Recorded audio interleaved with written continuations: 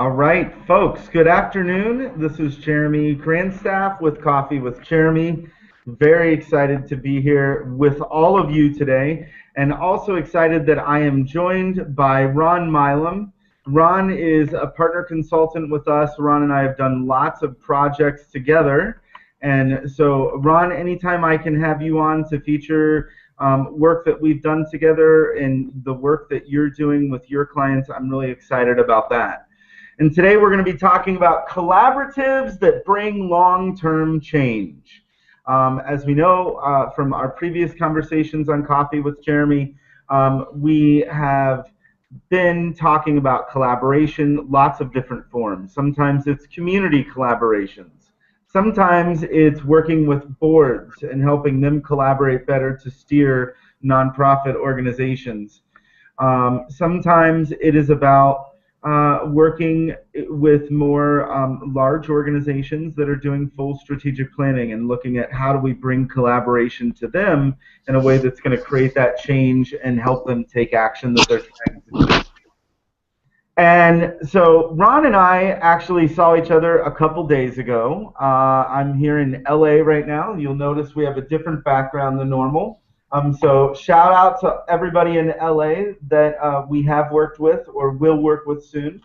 But Ron and I were walking through the park, and he asked me I was talking with him about the Nebraska project. And Ron, you said to me, so are they creating collaboratives? And we were talking about some of the communities that are doing work, and he said, are they creating collaboratives? And it really got me thinking that technically, in the Nebraska project that we've talked about before, we talk about all this community-driven action, and part of that action, they are creating collaboratives. They're just not formalizing them as collaboratives like some of the clients you and I were talking about. So I just wanted to kind of, when Ron and I started that conversation, I'm like, you know what? We should have you on. Let's catch up and see how things are going. So Ron, I'm glad you're here, and thank you for joining. Thanks, Jeremy. Happy to be here. So Ron, tell us just a little bit about what you do, and then I might talk about some of the stuff that you and I have done together in the past. We'll just kind of let the conversation go organically where it's going to go. But tell us a little bit about what you do. Sure. So my practice is as an organization development practitioner, and I am most interested in how do we get different organizations who share a common vision, common values, common hopes for the future to collaborate with each other. You know, how do we get different organizations with related but different agendas to partner? And so a lot of my work is supporting various collaborative change initiatives on the West Coast in different capacities long term. Excellent. Well, one of the things that I think is really neat about what you've done, Ron, is you really have evolved your practice over the last couple of years and really gotten very clear about the collaborative piece. And that really excites me. Stuff that Ron and I have worked on before, we actually have done some consulting for the California Bicycle Coalition about 3 or 4 years ago, and we haven't had California Bike Coalition on lately, so that's something that I need to make a note of, have Dave Snyder on and talk about how they're doing. Ron, I don't even know that I've had chances to tell you that I talked with Dave, and he was talking about how their process that they went through really helped them set how they were going to change the organization to meet the needs of its members. And so even some of the wins that they have had over the last 3 years, he said, are directly related to that work that they've been doing, or that they did with us originally on the strategic planning. I don't know if you've got anything that you want to add to that as a California person who bikes everywhere, or if you would have anything to add on things you're seeing from your vantage point. But and then I'll talk about one of our other projects. Definitely, yeah, and I enjoyed working with you on the California Bike Coalition, and thrilled that they're growing and they've taken a collaborative approach with the local organizations. Just to continue to answer the question of what I do. So Yeah. right now what I'm doing is I'm primarily working with 3 different collaboratives. And the one that I spend the most time on is something called the Los Angeles Funders Collaborative. And it's a group of funders, mostly foundations, who care a lot about the intersection of health, equity, and sustainability in Southern California. Largely as it plays out in the built environment with land use, transportation, housing. And it's a space where members of the collaborative can learn from each other, learn with each other, build relationships with each other, and explore partnerships for working with each other. And this local collaborative is part of a statewide network called Smart Growth California, and Smart Growth California is actually part of a national network called the Funders Network for Smart Growth and Livable Communities. So most of my work is coordinating a local collaborative, but it's nested in a state and national set of organizations working on this. And then there's other local collaboratives that several of the funders have supported with grant dollars. So so part of my work is supporting their learning, but also coordinating with other collaboratives on the ground doing the work. And so that's. Do you think that having that statewide and national reinforcement really helps in the work that you're doing with the collaborative, like because they have that national and state affiliation, or that, if you will, support? Do you think that really helps in the work that you're doing on the collaborative side? Yeah, absolutely. Because a lot of the issues that Southern California and Los Angeles County are experiencing, for example, gentrification and displacement, it's happening in major cities around the state, around the country, and so there's a lot of cross-state, cross-national learning around shared topics of interest. So it's nice to be part of larger networks, and then how do you network the various networks who are working on these types of issues? Ron, what's been your highlight from that work? Like, if you had to think about the last 6 months, what was one thing that made you walk away from that work and just be like, wow, that was the difference, or that was a good moment for this group? Obviously not getting too much into their own confidential details. Sure. Well, it's interesting. So I'm coordinating 2 other collaboratives, one the Los Angeles Promise Zone, and also a newly formed network of environmental funders through the Southern California Grant Makers. And I think one learning for me is that collaboration looks differently depending on what collaborative you're in. And so depending on who the members are in that collaborative, depending on what the goals of that collaborative are, depending on how the group meets, what it is that they work on together differs. And so there's not, so the macro learning here is there's not a one size fit all. So for example, it takes time to figure out how to make collaboration work in one collaborative context. That may or may not work in others. But I think at its core, though, the more we can do to build relationships with each other, the more that we can build trust with each other in small steps, the more that we can have shared experiences with each other, and the more face-to-face time there is, and the stronger the relationships are, the more the possibility is for finding meaningful ways to collaborate. I couldn't agree with you more, and I think it's really interesting, the concept of making sure that we spend the time to customize whatever process we're using for the group so that it's going to work, right?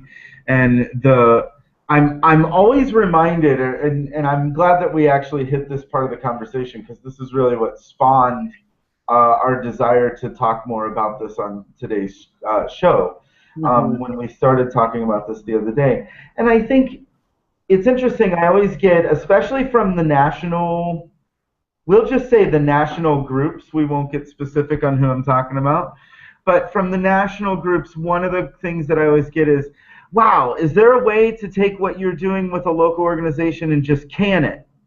And, Right. that'll just speed it up. It'll be fine.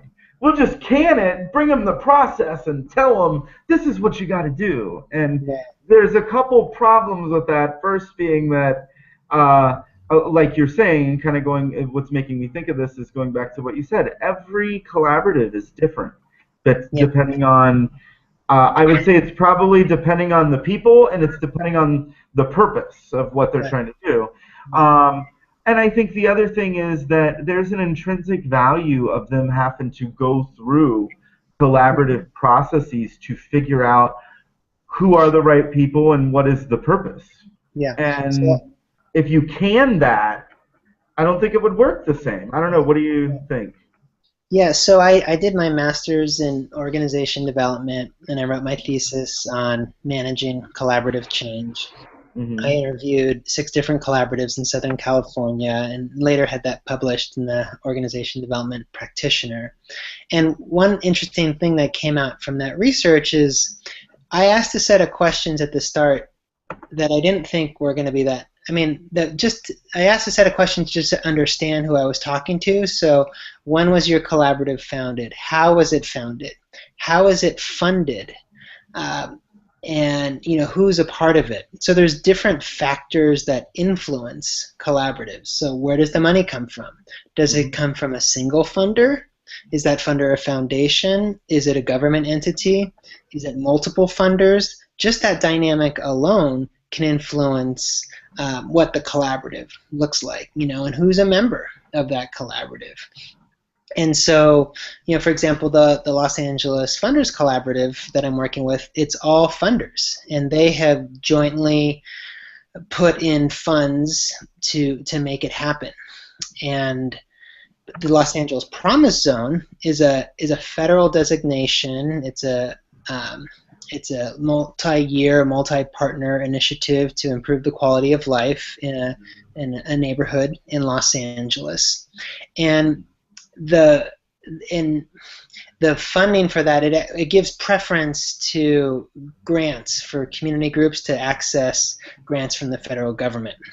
So it's just a different set of reporting mechanisms, a different set of actors, and it's related but different. So there's not a one-size-fits-all in collaborative spaces. I love what you're saying, and I think that's actually the part that excites me most about what we do.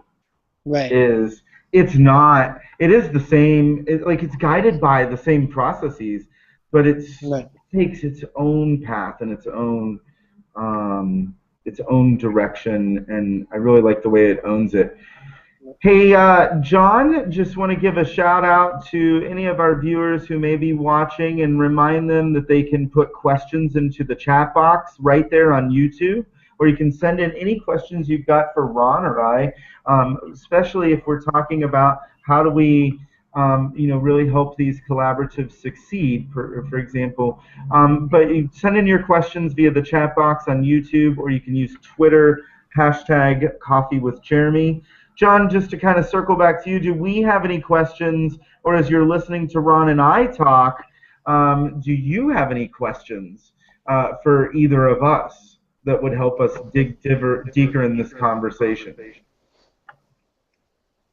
No, I don't really have any questions, nor had any that come in through YouTube, but I really just resonated with what both of you said about it. Really, it depends on the group, and it depends on the collaborative. But the key is, though, it's the power of the collaborative. So I really like where you guys are going, and the fact that we need the collaborative approaches now more than ever in order to address the issues that are facing us as a nation and as a globe. So yeah, so that's it. I mean, I just really like where you guys are going.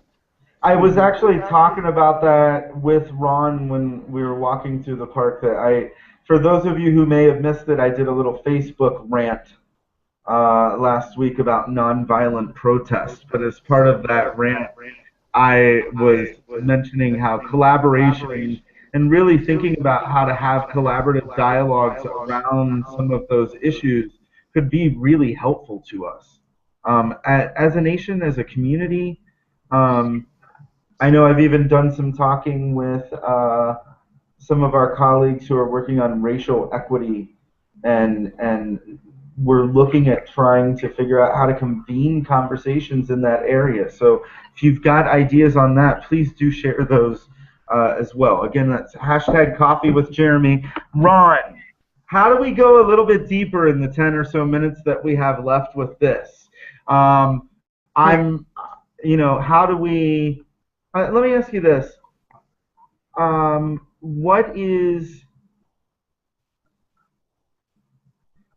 What is one way that you feel you have been able to help your funders collaborative dig deeper into the issues that they're trying to work on? And I'll actually think about that on the Nebraska side as well, because I think that it's kind of similar in those projects. But either what's one thing you've done, or they, you've helped them do that has helped them dig deeper. Go ahead. Yeah. I mean, one question I like to ask semi-regularly is how I can be helpful. What would actually be helpful? And one of the things I do with the funders is I plan and facilitate a monthly meeting where we learn and share and talk with each other.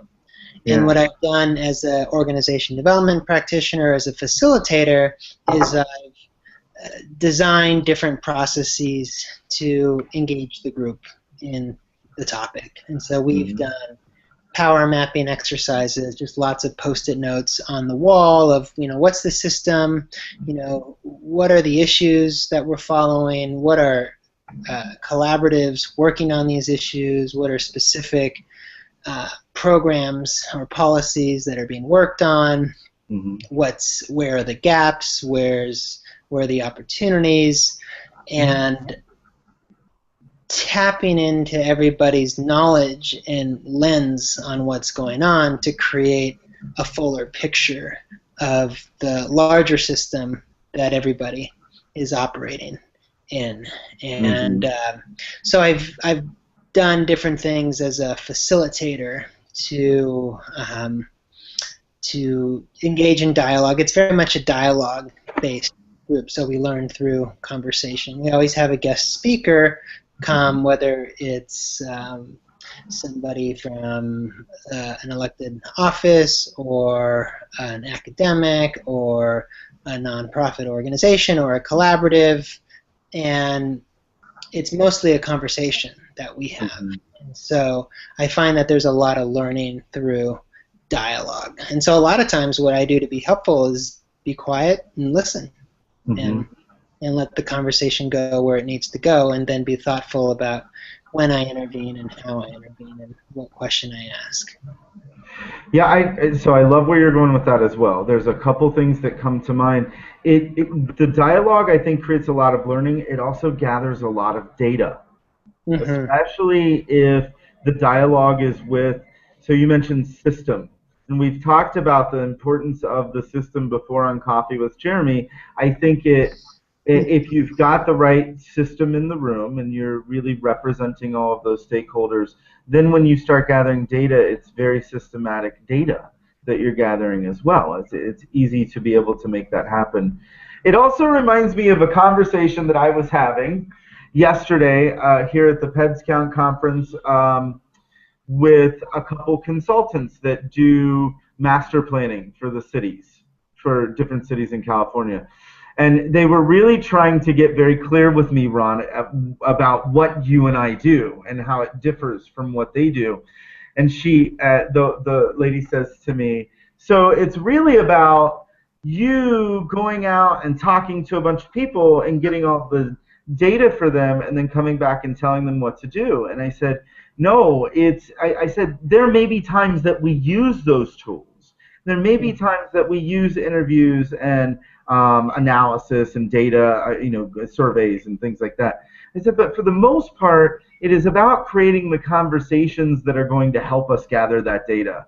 And I really think that some of the things that Ron laid out here, just in that data dump that you did for us, Ron, of some of the different questions you're asking, are really very important questions. as we're thinking of like a follow-up for this, John, that might be, the highlight is these are six or so questions that Ron asked. Ironically, Ron, it's very similar to the questions that I'm working with through Nebraska. But I think we could even say, do you think there's questions that we're missing?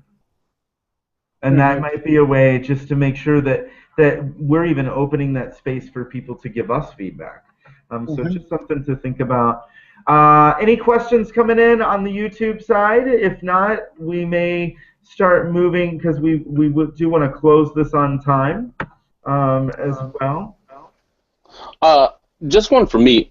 Can you say a little bit more about the paper that you had published, Ron? I know that you talked a little bit about the questions that you asked. Can you talk a little bit more about maybe your findings or kind of how you might still be using that today in your work?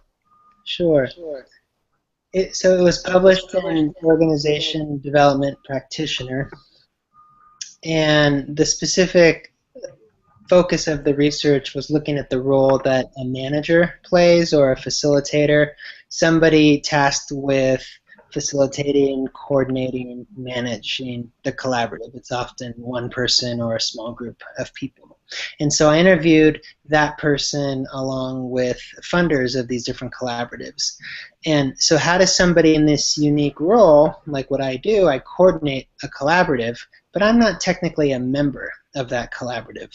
It's, but I'm working with all of the members. So I'm interacting and interfacing with everybody. So I'm in a unique position to connect with everybody. And how can I then also help with the connections that they have with each other?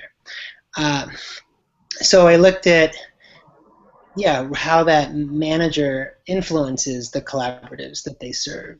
And the finding that had the most energy and set of conversations around was around what's the agenda for the collaborative. You have different partners coming to the table, each with a related set of interests. What's the process that somebody, and I'm getting a little feedback, so I think I might not be on mute. What's the feedback, or that's the feedback, that's what I'm hearing. How do you work to create a common agenda? When everybody in the room has an agenda, and that's okay that everybody in the room has an agenda, and where's the win-win for the collaborative? How can you accomplish something together that you can't accomplish individually on your own, and how is that something that's going to be helpful to what the individual organizational member wants? And so what's the role of a manager to create the space for the set of conversations to happen, or to lead a set of processes to move towards that common agenda? Because collaboration is really hard, and there's great potential with it, but there's many pitfalls along the way. And so what I found is that somebody in this role, when it's done well, can be very helpful to help a group of diverse actors accomplish something that they can't on their own. But I'd be happy also, if anybody is interested, I have one blog post, maybe we can link it in here, that has an overview of it, and I think a link to the page. Or if people email me, and they can get to me from my website, there's a contact form. Just go to ronmilam.com and email me, and I'm happy to share the article with you. And Ron, I actually just forwarded that over to John Super. as well. So, because Ron had sent that to me a little bit ago. Okay, yeah, and we'll go back after the broadcast, and we'll put in the links in the description so they can go to that, and people who watch it later can also see that and click and figure out how to contact you. And it's so important what you said about understanding kind of the purpose and outcomes, or what for the collaborative. And so we do that. We do purpose and outcomes for the meeting, and then we also help them with the bigger picture on what is the purpose and outcomes for all of us as a group at the end of the process. Yeah. And, to do that, it's so important. So thanks for answering. I think, Ron, as you're talking through this, it really reminds me of Omaha, which is one of the bigger cities that we're working in Nebraska, and they've hit this point with their work that it's really important for the advocates to figure out how they're collaborating together, even though they're all separate organizations. It's something that in bigger cities you face, right? Because there's space for that to happen. In smaller cities, that's not as important because there's not, there's limited resources that they're working on. So this has been really awesome discussion. And Ron, I wanted to tell you that I really appreciated the paper that you did write, the article that you that was in ODP, because I've used that and really used that in my work as I was looking at working with that Omaha group. And as I'm having this conversation, it almost makes me feel like maybe a more formal collaborative might be a good option for them. Because they are big enough to tackle that. So that's something we'll be reporting back on later on in this month when we have Andy Wessel on from Omaha. Andy has a brain that just dives so deep on the collaborative side, Ron. He has not, I don't think, been totally formally trained as you and I have in the collaborative side of stuff. But he is going to come on and really has been doing a lot of reading on what actually happens when you are trying to collaborate neurologically. Oh, wow. And so I encourage you to check out Coffee with Jeremy. I think it's going to be on the 29th, I believe. 8:15. Yes, on the 29th we're going to have him on. So it's a good follow-up to the conversation that we've had today. So Ron, I've got just a couple minutes. What is one thing that you would like to leave viewers with when it comes to things that are happening either in your work or that you want them to remember as they're thinking about how do they be more collaborative with their own organization?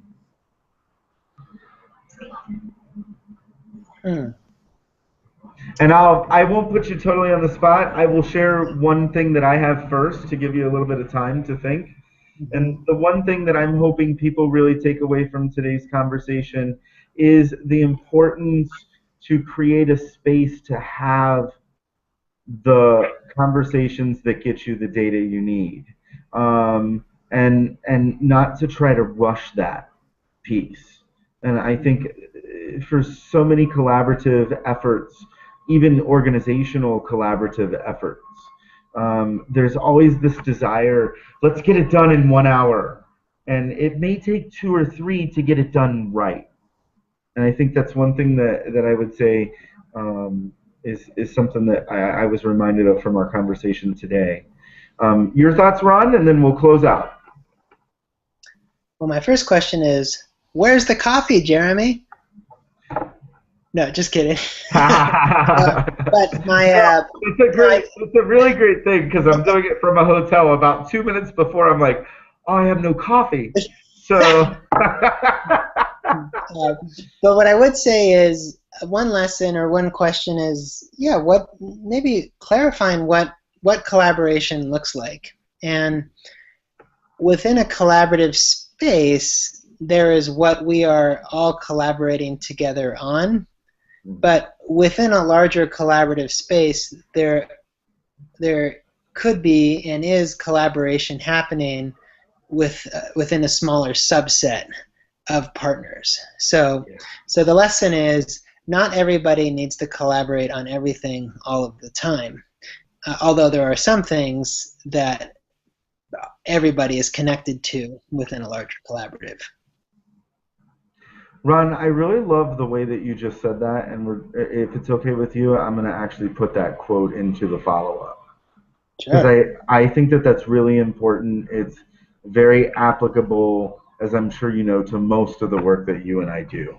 Is to really realize collaboration doesn't mean that everything we do has to be across the board for everybody. But it does mean that we have to be aware of the potential, as you called them, pitfalls.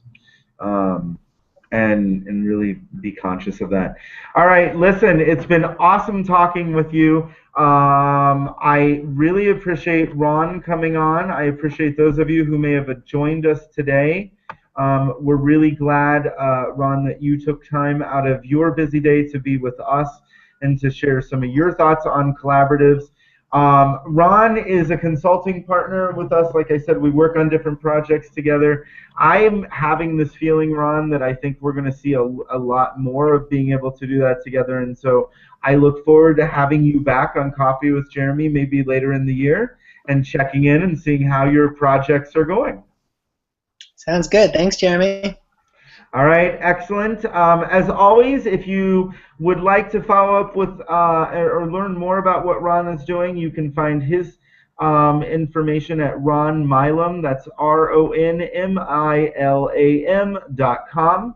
You can find more information about S&G endeavors and the collaborative consulting that we can do for you and help your organization with. Everything from meeting facilitation to strategic planning to long-term cultural initiatives. As long as you're looking to engage people and create change and take action, we can be helpful to you in that. And more information about that is at sgendeavors.com. You can also find information about SG Media Group, which John heads up for us. Thank you again, John, for all of your logistical pieces in the background and making this possible, and for your contributions and questions in today's conversation. You can find more information about SG Media Group at sgmediagroup.com. And as always, go to coffeewithjeremy.tv to watch all of the now 14 episodes that have been recording from this. Next week is our 15th episode, where we'll be having Brian Coyle back on with a much better connection to talk about the Nebraska project and some of the successes that he believes our process has been able to help them create.